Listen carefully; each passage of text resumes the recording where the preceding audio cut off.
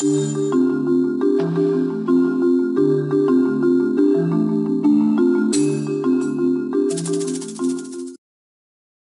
5, which I call bells and whistles. I originally had a little more content in here, but realized that probably would not have quite enough time to cover everything I could think of. But there are a few topics here that I think are worthy of going over. One is filtering out zero amount columns. So I'm going to go back to my workbook that I saved. And so what I'm referring to is like rows like this. You know, do you really want to see that on your financial statement if it has nothing in there? And I can't really build that condition into the query itself because, you know, the TSGL amount functions are deriving values from different period buckets and rolling backward or forward and whatnot. So I can't really build that into the query itself. So an approach that we can use, and you'll see this in a lot of the pre-built reports that are on Launchpad, is to sort of add some logic in the worksheet that allows us to apply a filter to filter out rows that are zeros. So I can start off by saying, add a simple formula that says if this is 0 and this is 0, okay, then that indicates that that should not be hidden, what I'm kind of after. Whereas the ones that are true are rows that should be hidden. So that's kind of the first step. And of course, column E would be a column that I would intend on hiding. It doesn't really need to be part of the report design. Okay. The process then to hide those rows is I can highlight the whole column. I can go up here to data. I can go to filter. And then I can say, I only want to see the ones that are false or blank. The true ones, I don't want to see those rows, and so that filters those out. Now, of course, that works great just now, but when I refresh the data, what happens? The answer is when I refresh the data, the filter goes away, and then I'd have to reapply that. So there's an easy process to follow for that. And by the way, this is being recorded, so you'll be provided this as a resource later to refer back to when you need to do this. First thing is, when you refresh data using the Office Connector toolbar, like clicking on the lightning bolt right there, there are a couple of macros that you can create. The Office Connector will run automatically for you, as long as you name them what you need to name them. I'll show you how you figure that out. So if we go to Event One website, and I'll show you how I get there. And again, we can provide a link to this in a follow-up. I go to support, get help, documentation. It's also, I guess I could have clicked on the help menu on the toolbar. It would have gotten me to the same spot. Office Connector query right. And I just happen to know the topic that I'm after has to do with events. So I look for event macros. This is a good thing to be aware of. So what this is telling me is if I create a macro in Excel and I name the macro that before TS refresh data, then Office Connector will respect that. And when I click the lightning bolt, before it refreshes any data, it'll run my macro. Likewise, if I name the macro after TS refresh data, when it gets done refreshing data, it runs my macro, as long as I've named it with that name. So we can kind of use those two event macros to sort of automate the removal and reapplication of that filter so that our zero amount rows get filtered out for us. So I'll step through that right now. I'm going to go back to my original state here where I said that's not selected. So what I'm going to do is go to the Developer tab.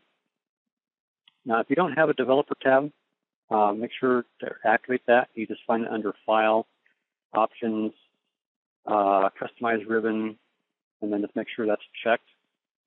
By default, it's not checked out of the box, so I think Microsoft doesn't trust everyone to have that tab or something.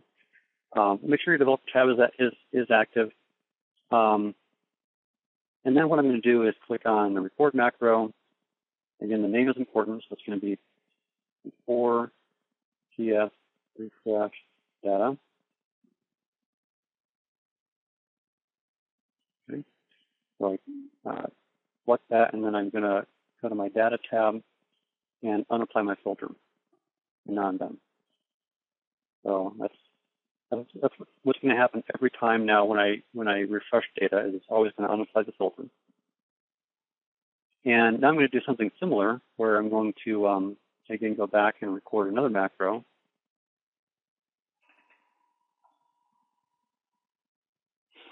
And spell it right. So after TS refresh data, and I'll follow that same set of steps I did earlier. I'm going to select column E. I'm going to go to my data tab, filter it, apply a filter that removes the ones that are 0 and 0. And that's all I have to do there then. And of course, I'll probably go ahead and hide the column as part of that macro. Something to make note of there. And then go back to the developer tab, stop recording. And so now I've kind of automated that. So now when I click the refresh button, it's going to do those two steps. Remove the filter, refresh the data, and then reapply the filter to filter out the 0 amount. And that's basically the technique you're going to see in a lot of the pre-built templates as far as how we're eliminating the $0 account. Not required to do that. That's just preference if you don't want to see those accounts. As always, the macro that Excel creates behind the scenes, you can access that. Just go into macros and click edit. And we're seeing VBA code here.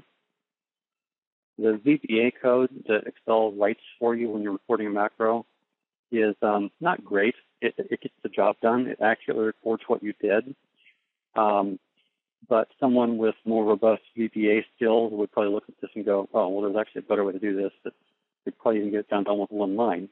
And again, you'll see examples of that in the templates that are on the Launchpad. We've kind of made that better so that you don't maybe see screen flickering and stuff like that going on. Not necessary.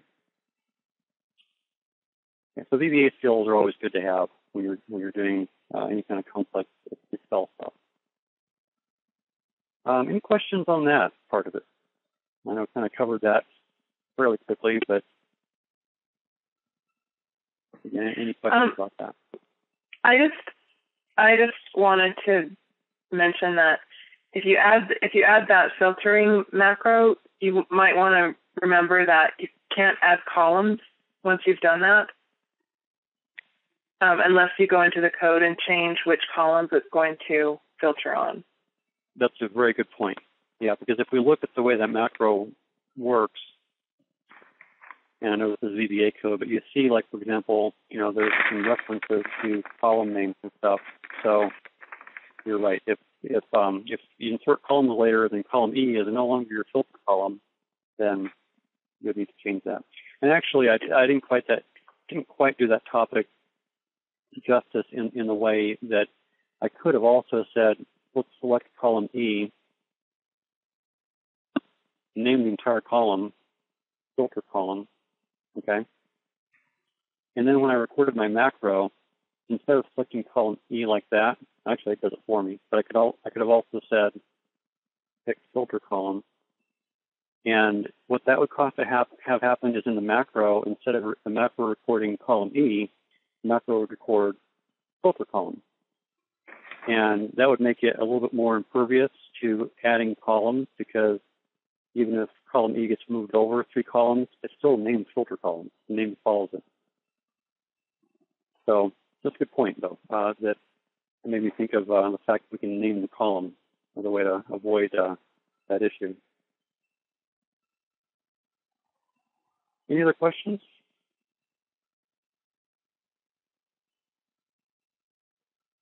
All right. I'm also going to cover And I'm going to cover this next topic fairly briefly just because there's a video on it, and again, this can be part of our follow-up.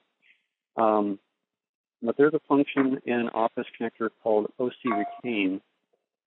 And I think for the purposes of this, I'm going to remove my filter for a moment.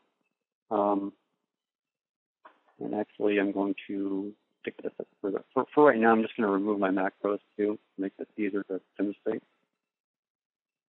Okay.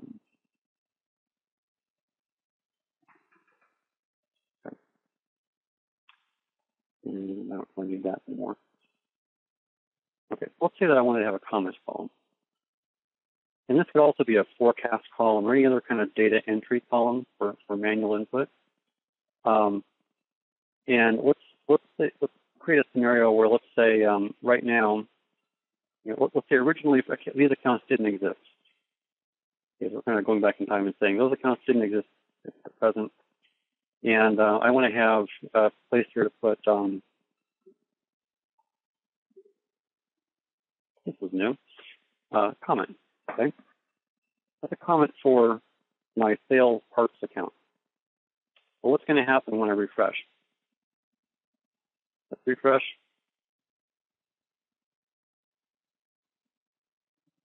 And is that not a, okay. But I deleted the, did I not do that right? Try that again. Let's count 4110. And I refresh my data. Okay, there we go.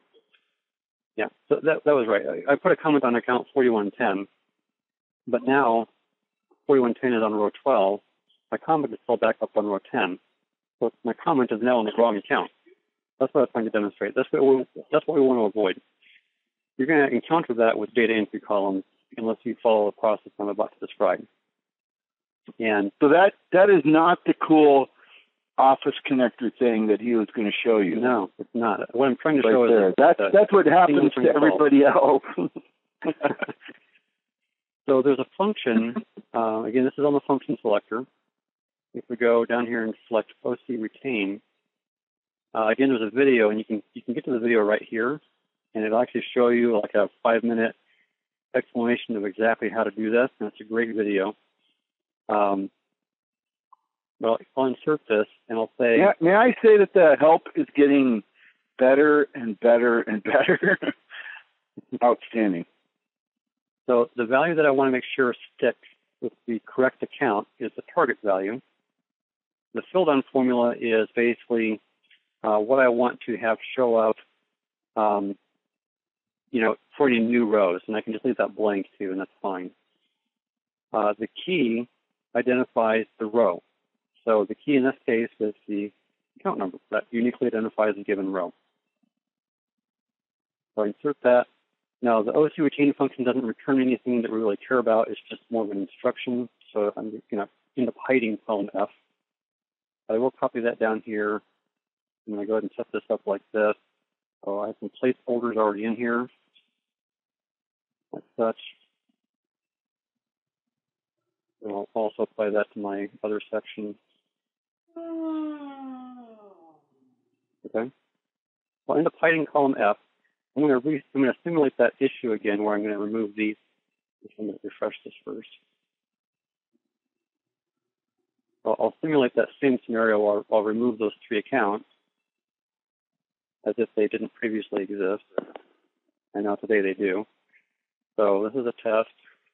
Okay, will my comment stay on the correct row? Let's refresh. I'm guessing yes. Okay, and my comment stayed on the correct row. Even though it got moved down to is the new account, it stayed on the correct row. So that's what OC Retain is designed to do for you. Is it keeps the data lined up with the row that it should be on, even between refreshes. So, for financial statements, I just want to add something, Mike, that a lot of people who are going from like financial statements, just printed out of financial statements or whatever else. When they say they want to produce their financials in Excel, the number one reason is for comments. And then there are additional reasons for like adding information from other sources, whatever. But comments the number one reason. And the biggest issue that we had originally was that the comments didn't stay on the correct row, so they had to get rid of them, refresh, and then put them all back in again. Right. So again, that's what that's designed to accomplish. And there's a video that kind of takes you through that exact same process. And all we would do is make that column hidden. I always recommend that any column you intend to make hidden, just color code it like that. Because like when I work on a report, I'll have the whole thing unhidden. I mean, there might be like 4 or 5 hidden columns for doing different calculations or O through chains or what have you. While I'm working on it, it's great to have everything unhidden. When you're done working on it, you need to remember which columns you need to go back and rehide. So having them color coded like that is just a good practice.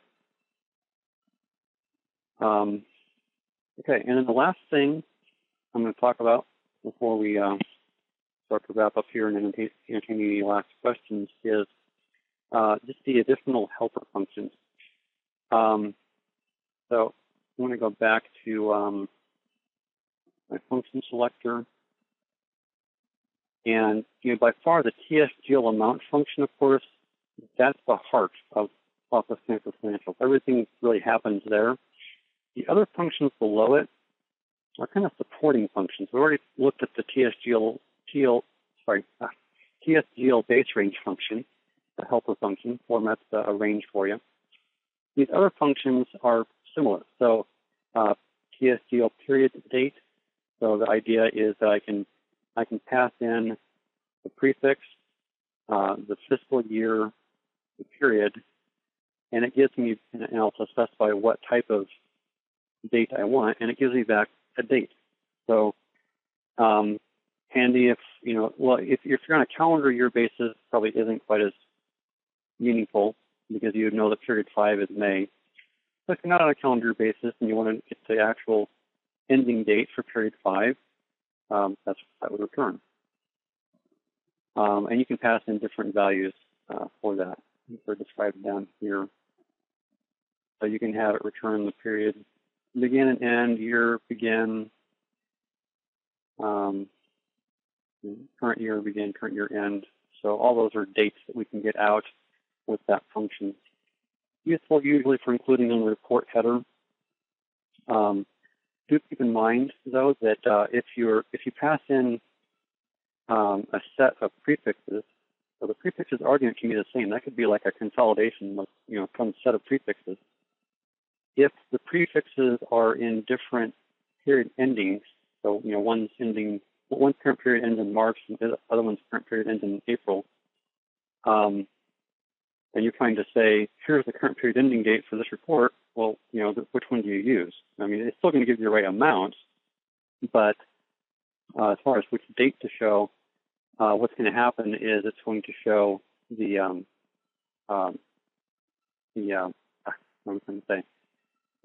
period ending date of the first prefix that it encounters in that group.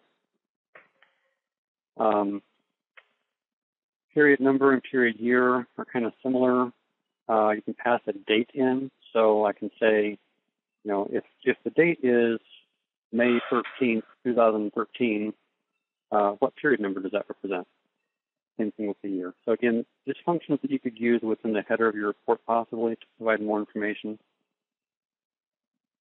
Those are all considered helper functions, and I'm not going to go through that in a lot of detail. The documentation's there, and they use a lot of the same arguments as the TSGL amount function.